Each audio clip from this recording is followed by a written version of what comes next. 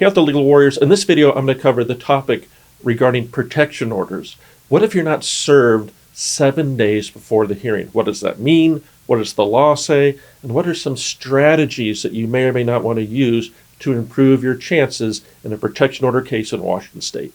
If you're interested in this area of the law, stay tuned. This is the video for you. My name is Attorney Lance Fryrear. I'm a defense attorney in Lynnwood, Washington. My law firm's been defending people charged with crimes all throughout Washington State for more than 25 years, and I'm putting out these videos to help educate the public. So if you find this useful, please like and please subscribe. More people get to see it. More people get the help they need. Now I'm just going to jump right into it. What is a protection order? Aren't you a criminal defense firm? Yes, but we also handle protection orders, and a lot of criminal defense firms are doing more of that because protection orders are like little mini trials. And that's very timing specific. And for that reason, if you're not served timely with a protection order, you need to consider some things about strategy. So what do I mean served timely? Well, in a protection order, that's a civil matter where a petitioner is asking to restrain the rights of a respondent, usually based upon domestic violence, SA, harassment, different types of things, and it's under the law's RCW, Revised Code of Washington 7.105. And if you read that law, it explains that you as the respondent need to be given an opportunity to respond to the allegations against you. And so how the petitioner starts his or her case is they fill out a petition for a protection order. It's ex parte, it's one-sided, so there's no notice to you as the respondent in this example.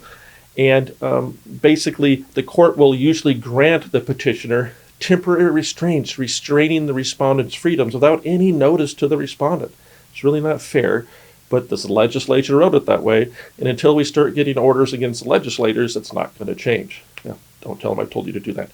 So what happens then is, how do you learn about these restraints against you as the respondent? Knock, knock, knock. Police knocking on your door. Here's your paperwork, ma'am or sir. And look close at that paperwork, because you're going to have a court date where you have a chance to tell your side of the story, which you're supposed to do in writing, not by testifying most of the time. Now, it depends on the court, but usually they want your response in writing. Very hard to respond against all these lies and exaggerations and misstatements in a short period of time. That's why timing matters. So what's the law say regarding timing? Well, a respondent is entitled to 5 court days notice to be served 5 court days prior to that scheduled hearing where you get to say your side of the story. And that was typically means 7 days in real life, because court is closed on Saturday and Sunday. Now, if you're served, let's say on July 1st, I'm not looking at the calendar, so let's imagine July 1st in this case is a Thursday, I don't know what date it is. Then you're served on July 1st, then the hearing would need to be July 8th, typically 7 days, but we know 4th of July is in there, right? And so there's going to be a court holiday, so really 8 days, okay, July 9th. So you get the paperwork and you're not served on time. What does that mean? It means the court legally cannot issue a permanent order against you at that future hearing date. The court doesn't have the power to do that because you haven't been served timely. So where does strategy come in? Well, it depends on the motivations of the petitioner, whether or not you want to appear at the hearing that is scheduled less than 7 days out when you're not served properly. If you don't appear at that hearing, then the court cannot issue an order against you legally if you weren't served on time. That means you're going to continue the case, you're going to be reserved, it's going to delay everything, and sometimes delay helps. Sometimes a delay will help the respondent's case because the petitioner might change his or her mind, or they might give up if they have to keep coming back to court. But that's also dangerous to do, because if you're not appearing at the hearing and you know you weren't served timely, but sometimes the other side, they could file something that's not true. They can file a return of service saying that you were served timely. If they file a return of service saying you were served timely, and it's in the file, and you don't appear at the hearing, guess what happens? You get a default order issued against you. That means the petitioner gets everything he or she wants, and you don't have any chance to say anything. Now you're going to have to file a motion to revise. There's going to be all this complicated stuff. So for the most part, it's safest to appear at that hearing, even if you weren't served timely, say you've not been served timely, and then ask for a continuance. And you will be granted a continuance if you weren't served timely, because literally the court can't do anything else. I've seen people make mistakes. I've seen a respondent show up at the hearing. This happens all the time. Let's say you got served 3 days before the hearing, not 7 full days or 5 court days, and you don't know what you're doing. You're there in front of the commissioner, the judge, and they go, "Hey, you're here today. Do you want to proceed?" "Yeah, I want to proceed."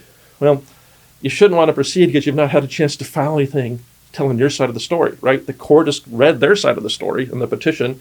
They're coming to see you cold. They got 10 other matters on the calendar. They don't want to hear from you.